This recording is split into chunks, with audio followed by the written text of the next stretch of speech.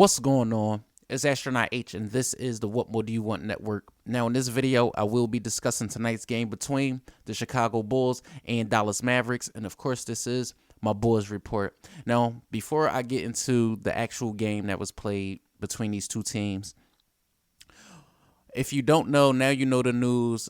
The Mavericks elected to rest or shut down, so to speak, basically all of their starters tonight besides Luka Doncic for the Chicago Bulls, being as though they are stuck in that play-in, that 10th spot basically.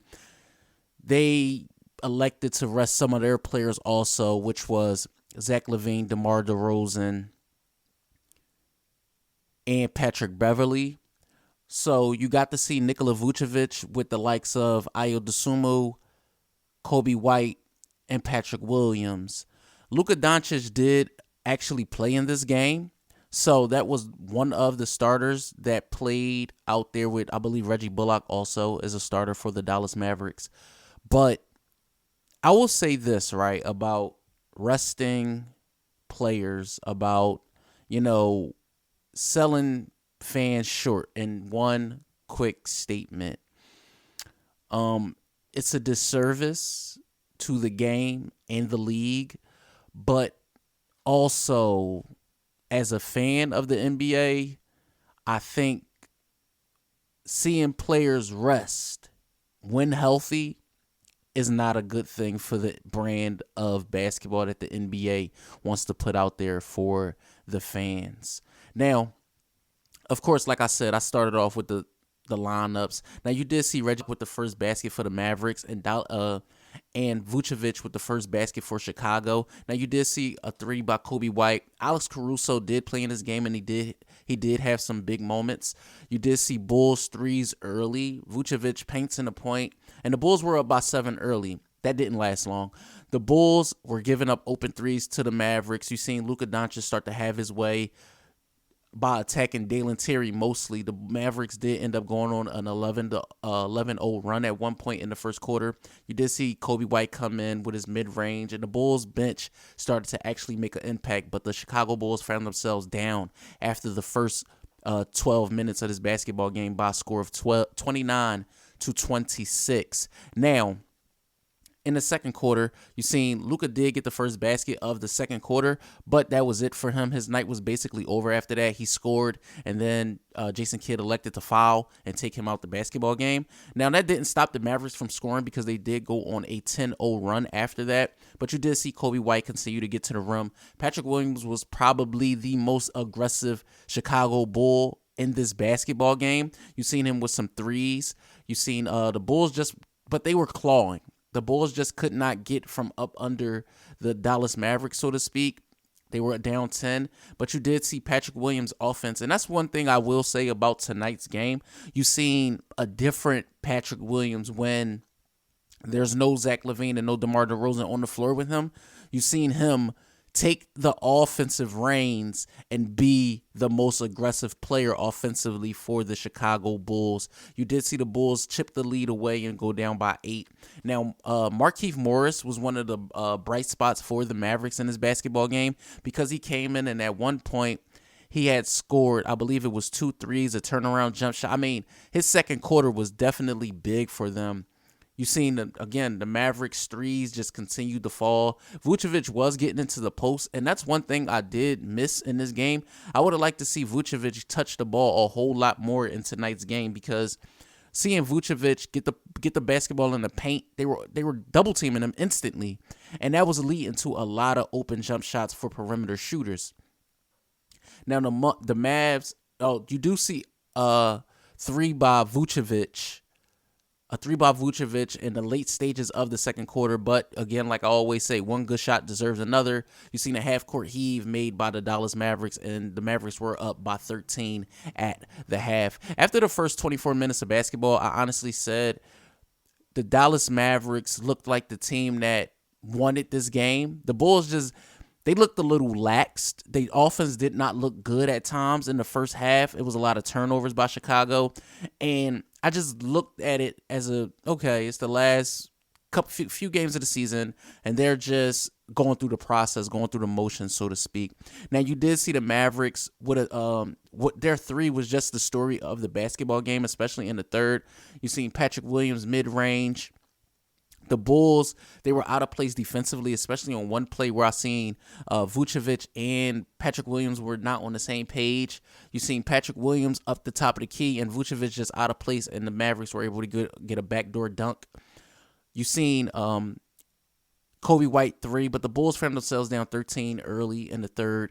But the Bulls were caught ball watching at one point in the third quarter. But Patrick Williams, like I said, he was finding his spots. The Bulls were not getting out the shooters again. Like I said, the story of the game was the Mavericks threes.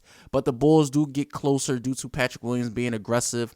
And the Bulls were down 7. You've seen good minutes by Dalen Terry in the third. But the Bulls pulled themselves all the way to being down by 6 after 3. Now, this is where the game gets pretty close. That's what I will say. In the fourth quarter, the Chicago Bulls did something that I did not see this entire game, and that was play defense. They started to play defense. Shout outs to Derrick Jones Jr. mainly.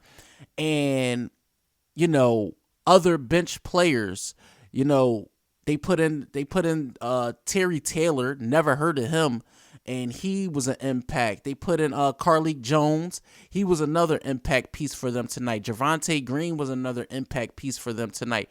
You only seen few minutes from Alex Caruso tonight. But for the Chicago Bulls in the fourth quarter, as a team, they put up 30 points in the fourth quarter.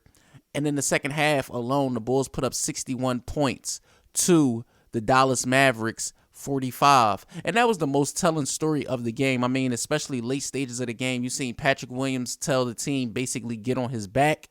Between him and Kobe White, especially when you see Patrick Williams' final box score and also Kobe White's final box score, this was a great,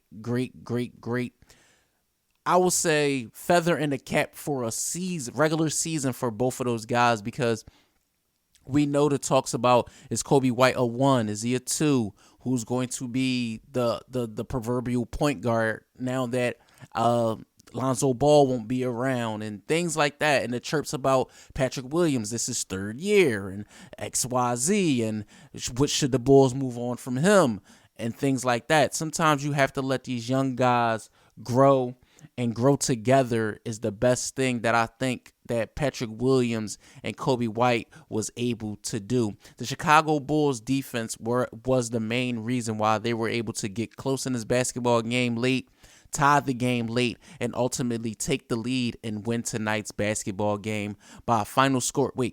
Before I say that, shout out to Derrick Jones Jr., because after missing 2 late free throws with the game on the line, he came back down defensively, had a block shot, which was a great play, and the Chicago Bulls were able to pull away with this basketball game tonight by a final score of 115 to 112. The Chicago Bulls are now 38-42 on the season. The Dallas Mavericks, unfortunately, their season is over. They will not compete in this year's play-in tournament after making the Western Conference Finals a year ago. Yes, we do want to see Luka Doncic in the playoffs and able to compete at that highest level of basketball, but unfortunately, due to whatever happened with the team, that's not going to happen. Him and Kyrie, they just could not get it done.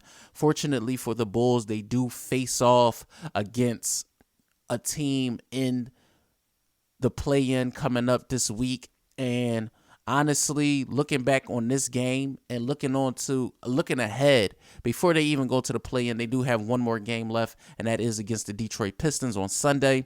That is an early game, I believe. But for the Chicago Bulls to ultimately go where they want to go and accomplish some things late in this season is going to take all hands on deck, especially from DeMar DeRozan and Zach LaVine mainly. They cannot go out there and underperform. This is the way, that the season has reared its ugly head for them. The NBA season is a long marathon, and we're coming across the finish line, so to speak. So as far as the high man for the Dallas Mavericks, their top scorer, they had four guys with 13 points, and that was Luka Doncic, Markieff Morris, and Wright the fourth. Oh, excuse me, they only had 3 guys with 13. For the Chicago Bulls, the high man for the game was Kobe White with 24 points, 7 rebounds, 11 assists. Vucevic with 20 and 10, 4 assists. You seen Patrick Williams with 23 points, 8 rebounds, 2 assists, and 2 steals. Ayo Dosunmu with 12, Derrick Jones Jr. with 6, Dalen Terry with 8 points, and you seen Alex Caruso with 7.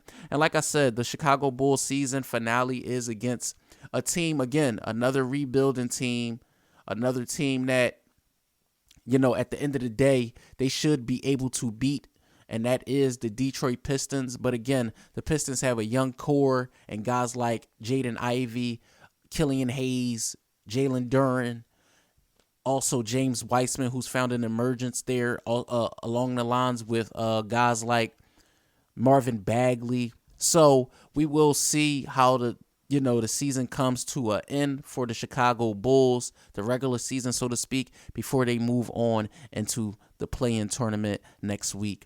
Let me know what you guys think in the comments down below. Chicago Bulls fans, Dallas Mavericks fans, NBA fans, or if this is just your first time tuning into the channel, let me know what you think in the comments down below. Don't forget to like, comment, subscribe, hit the notification bell so you can know anytime a video is being uploaded to this channel.